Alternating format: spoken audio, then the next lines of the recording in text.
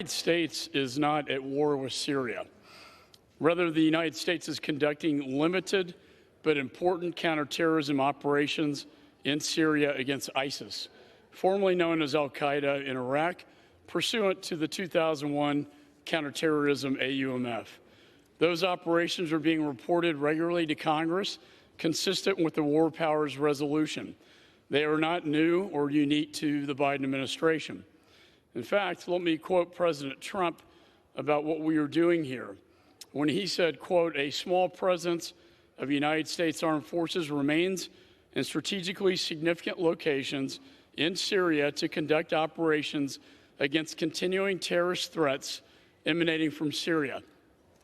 These ongoing operations, which the United States has carried out with the assistance of numerous international partners, has been successful in seriously degrading ISIS capabilities in Syria and Iraq," end of quote. When ISIS was at the peak of its power in 2015, it controlled vast territory in Iraq and Syria, which it used to launch attacks in the Middle East and beyond. Those terrorists ruled with medieval brutality, and we all remember the graphic videos of ISIS fighters beheading journalists and innocent civilians. These monsters drew thousands of foreign volunteers to join their ranks in Iraq and Syria and inspired terrorist attacks around the world. Our U.S. military, working with a global coalition and local forces on the ground, helped to dismantle and destroy this vicious caliphate. I'm proud that our men and women in uniform answered the call to fight this menace, which threatened the United States and the world.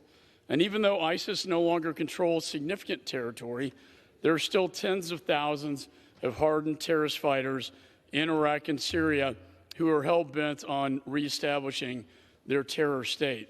In fact, in the last quarter of 2022, ISIS claimed 72 attacks in Iraq and Syria, including several IED attacks. Thankfully, our small deployment of U.S. service members is remarkably effective at working with local partners to achieve results and ensure the enduring and complete defeat of ISIS. Otherwise, these numbers would be much worse. In 2022, we were involved in 108 partner and 14 unilateral operations, killing 466 ISIS operatives and detaining 250 others. None of us want our soldiers overseas and in harm's way any longer than is absolutely necessary. And I understand that the gentleman from Florida has introduced this resolution in good faith and in well-intentioned. And he did it in response to a February 17 operation to kill an ISIS leader in which 4 U.S. service members were wounded. Any injured or killed service member is a tragedy. We are eternally grateful for their sacrifices, the sacrifices made by our men and women in uniform and their families, and never take them for granted. And it's our responsibility as members of Congress to reassess on an ongoing basis whether their deployments and the risks they involve are necessary. In doing that, we must recall President Obama's disastrous decision to prematurely withdraw our troops from Iraq in 2011. A few years later, American troops returned to fight the deadly ISIS caliphate, which grew out of the al-Qaeda presence that had not been defeated. The chairman of the Joint Chiefs, General Milley, was in Syria just days ago to see our troops and assess the state of our mission. He went there to figure out what value this mission holds for our security. He said, and I quote, "Unless you support and devote the correct amount of resources to it, things will get worse, and if you completely ignore and turn your back, then you're setting the conditions for a resurgence." That is why I strongly oppose this resolution directing the removal of United States Armed Forces from Syria, and I urge my colleagues to do the same.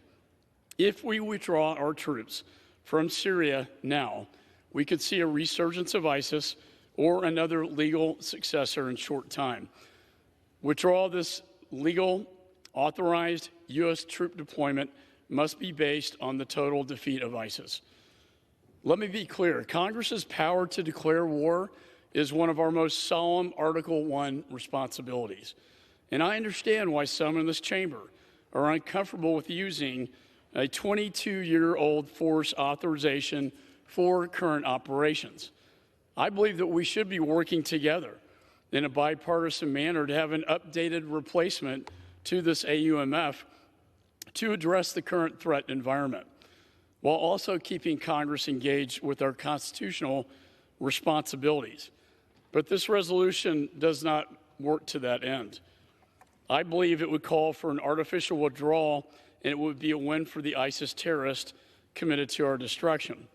The bottom line is, the premise upon this resolution, as a parliamentarian doesn't make fact-based determinations, the premise of this whole thing is that there's no authorization for troops to be in Syria today. It's just not accurate. In fact, it's wrong, because in 2014, the ISIS threat was addressed under presidential authorities of 2001 AUMF, and I remember being in the White House with President Trump addressing this crisis as well, about what to do about Syria and whether we believe our U.S. troops should remain in a very small footprint of 900 soldiers in Syria. And at that time, President Trump made the decision that under the 2001 AUMF to keep these troops in country, and I believe that was a correct decision, and I stand by that, and I urge my colleagues to join me in this opposition, and I reserve the balance of my time.